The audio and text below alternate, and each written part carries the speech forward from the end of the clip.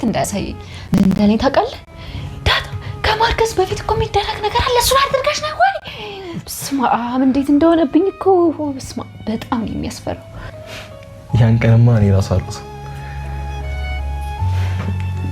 ዳጣ አባዬ ዛሬ ስላንቺ ለመናገር ወስኗል። ምንድን ነው የወሰነው? እናቴ ሊነግረኝ ነው? አዎ ስለ እናቴ ሊነግርሽ ነው። አንቺም ደግሞ ለናብዬ ለእህታቸው እንደሆነች ሊነግራችሁ ወስኗል። የምርህን ነው? ለኤቢ እህቷ እንደሆንኩ ሊነግራት ነው? አዎ ዛሬ እሱን የቀረኝ ሲል ነበር።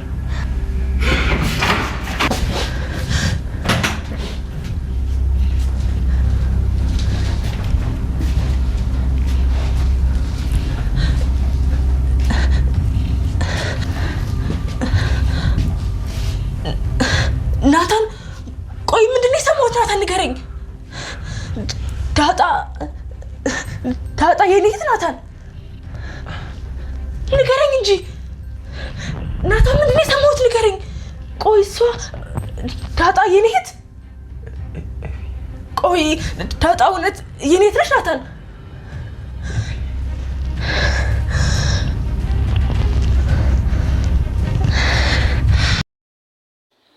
ልጅ አቦካው ለራት አይበቃም ይባል ነበር አሉ ድሮ አያቴ ስትል ሰምቼ ነው። ሰላም እንዴት ናችሁ ጋይስ? በያላችሁ በሰላማችሁ ይብዛ። አቶ ደረጀ እንግዲህ ለናታን መቀባጠር ማለቴ መቀባጠር ሳይሆን ያው ሚስጥረኛው ናታን ብዙ ነገር ያውቃል። ብዙ ነገሮችን አብረው ያወራሉ ላይ እንደ አባትና እንደ ልጅ እንደ ብዙ ነገር እንደ ሚስጥረኛም ናቸውና እንግዲህ ደረጀ አብጌል ከተቀየረችልኝ እኔ መናገር ፈልጋለሁኝ።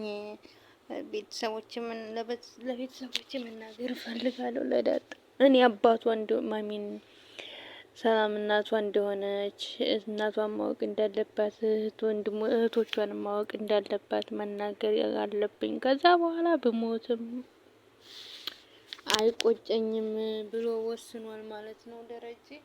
እንግዲህ የአብጌልን ቅያሬ በማስመልከት ብዙ ነገሮች ሊፈራርጡ ነው። ምን ሊፈጠር ይችላል? አሁን ግን ማለት አሁን አብጌል በጣም ከባድ ነገር ነው። ከመጀመሪያው ጀምራ አብጌል ብዙ ነገሮች እየጠረጠረች ነው። የጠረጠረቻቸው ነገሮች በሙሉ ደግሞ ልክ ናቸው፣ ሁሉም ማለት ነው። እንግዲህ ናታን ለዳጣ ክፍል ሄዶ እንግዲህ ብዙ ጸባዩ እየተቀያየረ ነበረ። ዳጣ ክፍል ሄዶ ብዙ ነገር አወራት ማለት ነው። ያንን ሲያወራት ምክንያት ዛሬ አባዬ ውሳኔ ወስኗል። ምን ውሳኔ ወሰነ? እናቴን ሊያስተዋውቀኝ ነው ወይስ ትራው?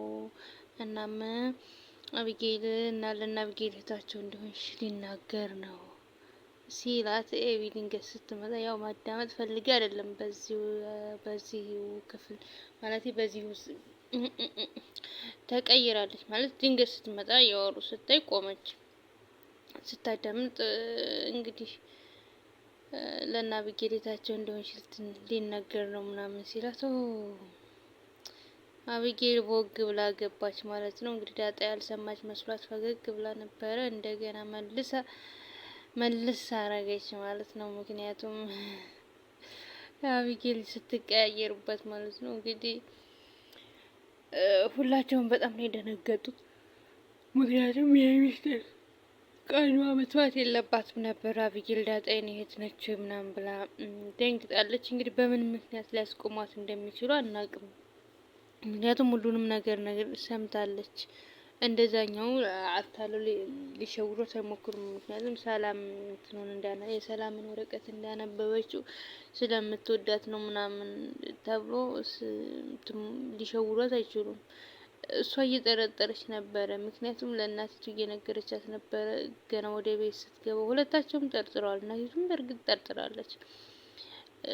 ወደ ቤት ስትገባና ማየ ሰሞኑን እንዳጣምኑና እንደሆነ ግራ ገብቶኛል ምናምን እያለቻት ነበርና ያው ግራ የገባት ምክንያት አንቺ ጸባይሽ ስለተቀየረ ነው እና ደግሞ አንቺ ጸባይሽ ተቀየረ ማለት ናታን አይኑ አንቺ ላይ ነው እና በዛ ኬዝ ይሆናል የቅናት መንፈስ ነው ምናምን ብላ ነግራታለች። እና ግን እኮ ዳጣ እኔን ትወደኛለች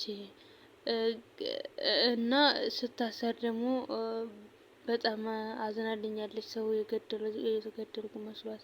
እኔ ግን እሷም ብሆን አላዝንላትም ነበረ። ስለዚህ ከወደ ጀርባው እሷ ለኔ ጥሩ ሰው ስለሆነች ነው አለች። ለምንድን ነው ለኔ የምታዝንልኝ? ለምንድን ነው የኔ ያክል ለኔ የተጨነቀችው ብላ ተጨንቃለች ማለት ነው አቢጌል። ምክንያቱም ያው የሆነ ግራ የገባት ነገር አለ። 1 አመት ከምናምን ከቤት መቀመጥ ምንነቷ ሳይጣራ 1 አመት ከምናምን ስትቀመጥ እንግዲህ አባቷንም እናቷንም አንድ ቀን ሳታስተዋውቃቸው ይህን በስልክ ሳታገናኛቸው ነው የኖረችው። ስለዚህ የሆነ ነገር ከጀርባው ኬዝ ቢኖረው ነው እንጂ አቢጌል ማን ነው ዳጣኔን በዚህ ልክ ልታዝንልኝ አትችልም እያለቻት ነበረ ማለት ነው። ያው እናት ምን ያልሰማሽም ደግሞ ጀመረሽ ብላ ውጪ ብላታለች ማለት ነው። እናቲቱም መጀመሪያ ከቤት ስትገባ እንግዲህ ለማጣራት ሞክራ ነበረ። ምክንያቱም ነይ እስኪ ምናምን ብላ እየጠየቀቻት ነበረ። እና በማን ነው የወጣሽው ስትባል በማንም አልወጣውም እናቴን መስል ይመስለኛል አለቻት። ምክንያቱም ያው እናቷን አታውቃትም፣ ለዛ ይሆናል አባቷን እንደማትመስል ታውቀዋለች።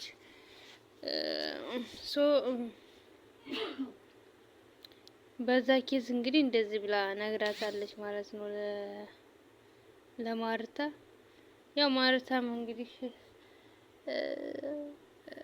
ማለት በጣም አንቺ እስኪ በኔ ቦታ ሆነሽ በኔ ጫማ ሆነሽ የደረጀ ሚስቱ ነሽ ምናምን አንቺ የሆነች ከዛ በቃ የእሷን ታሪክ ነገረቻት። እኔ ምንም ያው ራሷ እንደሆነ ገባትና እኔ ምንም አልጠይቅም እንደሆነች ሁኚ ብዬ ዝም ብዬ ነው ምን አገባኝ ብዬ ነው ነገሮችን የምተወው ምናምን ብላ መለሰችላት ማለት ነው።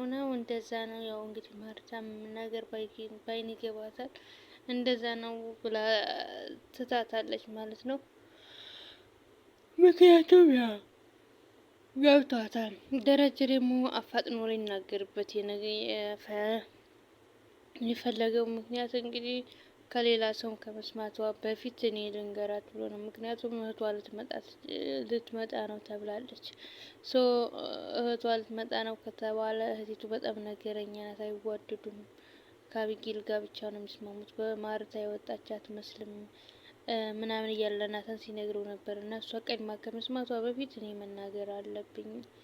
ስለዚህ እንግዲህ እህቲቱ ስትመጣ የፈረሰ ቤት ጸብ፣ በጣም ጉስቁልቁል ብቻ ከባድ ነው። በምን አይነት ወይ እንደሚያሳልፉት እኛ ጨንቆናል። ምን ሊፈጠር ይችላል?